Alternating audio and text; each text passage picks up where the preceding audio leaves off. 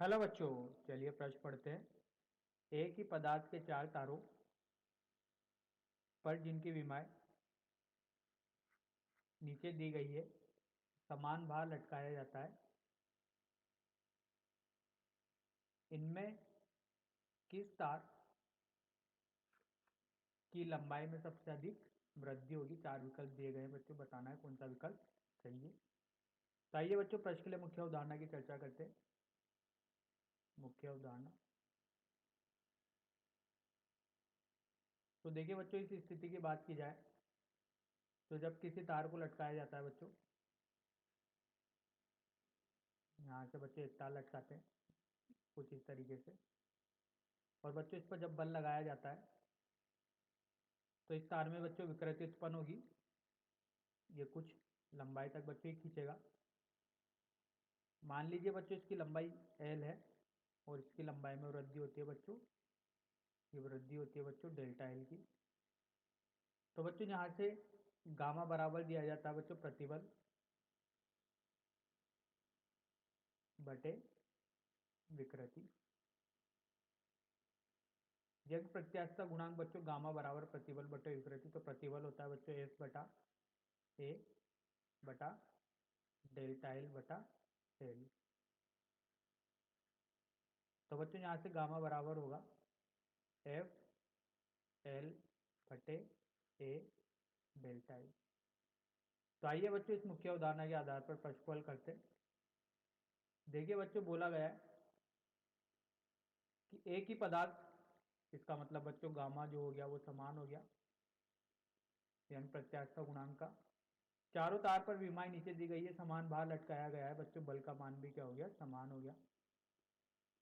किस तार की लंबाई में सबसे अधिक वृद्धि होगी? तो बच्चों यहाँ पर यंग प्रत्यास्थता गुणांक गामा बराबर एफ एल बटे ए डेल्टा एल, जैसा मुख्य उदाहरण में देखा बच्चों। तो बच्चों इस स्थिति में अगर बात की जाए तो यहाँ से लंबाई में वृद्धि डेल्टा एल बराबर बताना है बच्चों, तो ये होगा एफ एल बटे ए गामा। बच्चों एफ का मान और गामा का मान समान है, तो डेल्टा एल समानुपाती हो रहा है एल बटा ए के। तो बच्चों ए के लिए जो अनुप्रस्थ काट का क्षेत्रफल होगा बच्चों, ये होगा ए बराबर पाई आर वर्ग, और बच्चों व्यास के रूप में दिया जाएगा पाई डी का वर्ग बटे 4। तो डेल्टा एल समानुपाती हो गया बच्चों एल बटे डी के वर्ग के, क्योंकि बच्चों पाई बटा 4 भी एक नियतांक होगा। तो डेल्टा एल समानुपाती हो रहा है बच्चों एल बटे डी के वर्ग।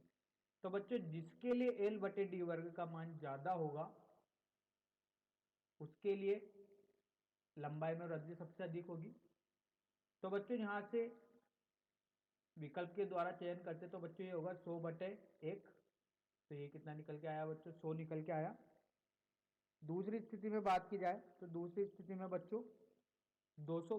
देखिए बच्चों यहाँ पर जो ये बीमा है, बीमा तो सभी के लिए समान रहेगी, सिर्फ संख्यात्मक मान का तुलनात्मक अध्ययन करेंगे जिसमें अपना उत्तर आ जाएगा बच्चों। तो ये होगा 200 बटा 4, तो ये हो गया बच्चों 50।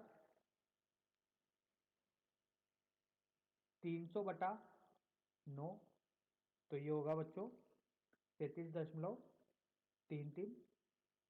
और बच्चों चौथे के लिए बात की जाएगी तो 50 बटे 0.5 का वर्ग, तो ये होगा 2.25। तो इसको हल करने पर आएगा बच्चों 200।